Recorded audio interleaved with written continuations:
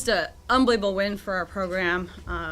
Just so proud of my team, how they battled, and just we said from the get-go, defense and rebounding, and I kept telling them that in the huddle, and I knew our offense was going to come, and we hit some really big shots by these two in particular, but just really happy with our overall play. Down 12 and then come back, and then just our composure down the stretch with big free throws, but again, defense and rebounding absolutely won the game. I just noticed here that you actually got rebounded by one, and you were getting seriously got rebounded early on. Yeah. No, I told everybody just go to the glass. We had some success in that first quarter with transition buckets because we got those rebounds, and we needed to get back to that. That second quarter for us was not good, so we needed to get the rebound and then execute down the stretch, and they did. They really listened to me in that huddle, and everybody crashed. Point guards, twos, threes, everybody. You said second quarter, 3 points. I wouldn't have said much about your chances at that point. What did you tell them at halftime? I just told them, we played unbelievable defense, and our shots were going to come, and that was probably the worst quarter we've played all year, and that's just not who we are. That's not our identity, and just to forget about it and to smile and have fun out there, and we weren't going to play like that the rest of the game. But again, we had played great defense. We had held them to 29 points, and we knew our offense was going to catch up. I thought maybe the biggest play was by you in overtime after you were up by one, I think, shooting those 2 free throws. You grabbed the offensive rebound. Huge offensive rebound. What were you thinking there? Again, I take pride in getting offensive rebounds because I think that really hypes us up a lot, and it gives us a second chance to get more points on the board, and then she ended up fouling me. So I went to the free throw line, and I just went up there confidently to put them in. Not just that play, but it seemed like late in the fourth and overtime, you just kind of came alive. You kicked into gear, or what was the deal there? I was in foul trouble early, so I was trying to not be as aggressive and not get that fifth foul. But towards the end, I knew that I had to be, and I had to, play good defense against McIntyre, and that's what I did. Is that your most points this year, 13? I think I had 14 against Central. But you got to have more than that. And I just thought Caitlin did an unbelievable job playing through foul trouble, and I know I've been on her because she has been in some foul trouble, but she just showed a lot of maturity today, playing against what I think is one of the best post players in our league, and playing with 4 fouls in that overtime, that was critical for us. She did a great job. Where does this game stand? You've been here for a while.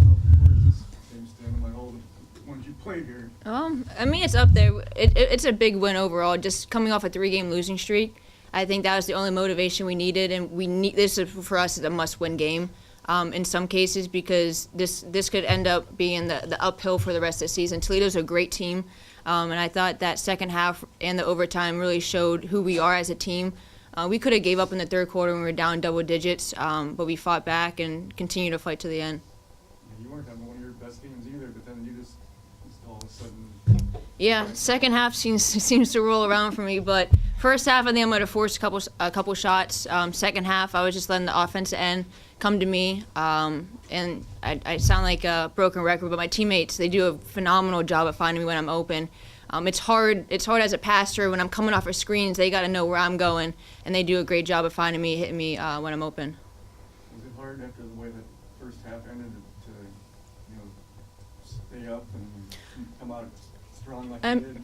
As a player, personally, I can't speak for everyone, but coming off a bad offensive half, that just kind of fuels me to do do better the second half. No one wants to have only 3 points as a shooter, as a scorer, but I knew that I had to come out the second half, and like I said, my teammates, they're amazing. So. And Alyssa, you lost 3 in a row before this, so this was just a very big game in a lot of ways, wasn't it? Yeah, it was huge. We talked about how tough our stretch was. 4 out of the first 6 were on the road for us. And, while we were playing it, we weren't really talking about it. We weren't going to say any excuses. But after that Buffalo loss, we talked a little bit in the locker room at how tough that actually was, with the snowstorm and the travel. And we just came back, and we were going to regroup and refocus. And we knew we had a really good Toledo team coming in who had just beaten Central Michigan, who's first place in the West. And we knew it was going to be a challenge. Coach Cullip does a great job with her team. But I knew these kids were going to be locked into our scouting report. They really were for our 2 days of prep. Did a phenomenal job defensively. And now we got a week off, and we prepare for our biggest rival, which is Kent. Megan, you had a couple of big shots, obviously, but that one pretty far out. What goes through your head? What you sort of see on the play, and then what goes through your head to take a shot that deep? As a shooter, if you see a clear shot, most of the time it's going up, and in that case, it came off, I believe it was the bounce pass, and I had to pick it up low, but I was still open when I got it, and I put it up because I know my teammates have a lot of confidence in me in that position, and luckily it went in.